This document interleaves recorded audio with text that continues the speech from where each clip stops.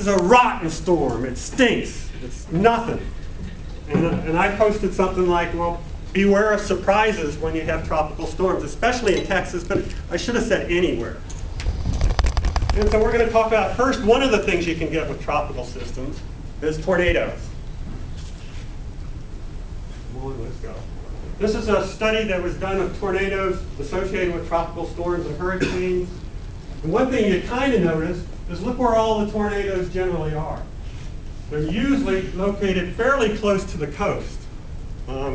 They're not tremendously far inland. And the guy who wrote this particular paper thought some of it had to do with the convergence of rain bands as they come into with the frictional convergence with the coast. Oh, I'm rolling now. Another study, when he tried to look at the tornadoes as when they occur with respect to landfall, a lot of them on the day, but still the second day, still some, but most of them near the time of landfall, but it can go for quite a bit of time. And there is some preference towards in the afternoon, even though if you look at hurricanes, and come on, baby. I never have, oh, there we go. The other thing is, notice on this particular graph, this big hump here is the frequency of severe tornado outbreaks. That's outbreaks that have a lot of tornadoes plus at least 8 F1 or greater storms for any kind of storm, not hurricanes and stuff. Notice that its frequency is pretty much in the spring. All tornadoes, the frequency of the peak, still spring, but a little bit later. You get quite a few in summer just because you have a lot of instability. Hurricanes, the major hurricane outbreaks, there's a hump back towards June, and then a bigger hump right towards the peak of the hurricane season, which I guess shouldn't be too big a surprise. This is still the boring part. A bit less boring when I get it. Major outbreaks, they define major outbreaks, this is from Verboot et al., of having at least 1.5% or more of the tornadoes, of the yearly tornadoes.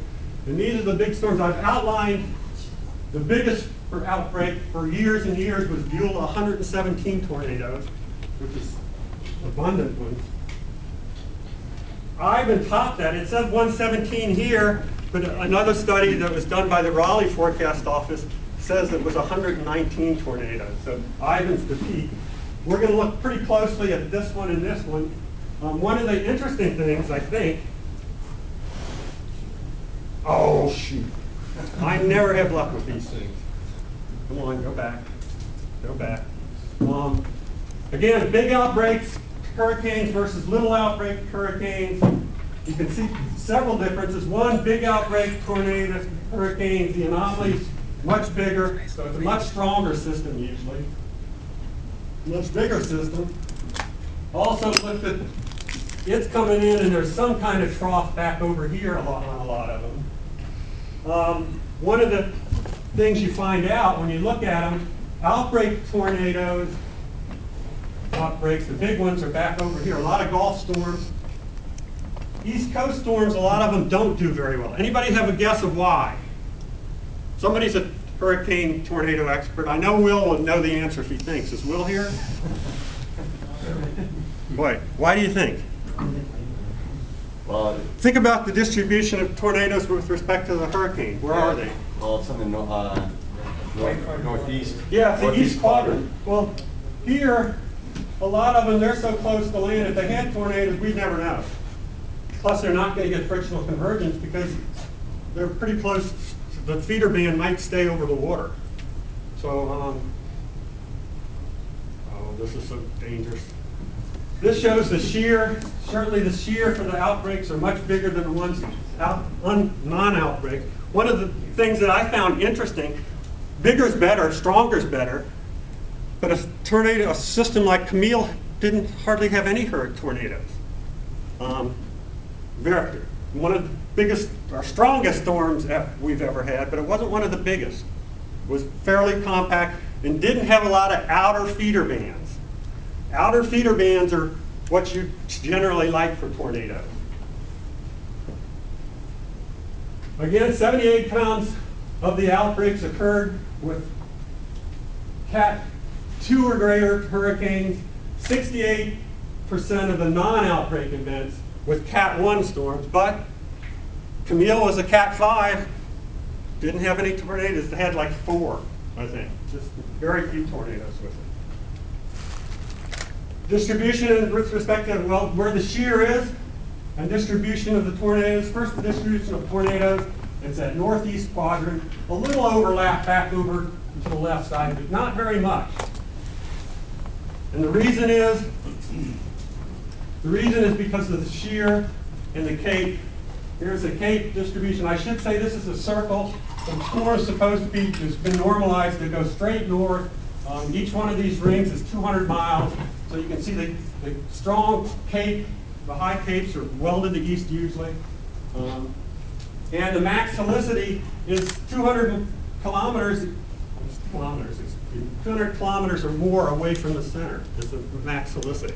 So that suggests, that's another reason. If you looked at that track, where the tracks were of the non-outbreak ones, how far east they are, this is actually not just east of the thing. It's usually a little bit further out to the east, in the feeder bands, or where the very biggest, your biggest, highest probability of tornado.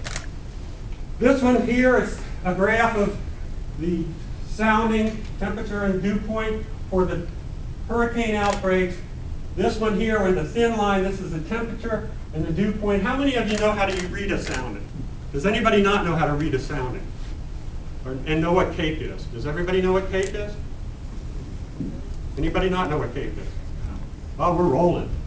You don't know what a cape is. Cape is the positive area of the sounding of, let's use the one that Weather Whiz would probably be glued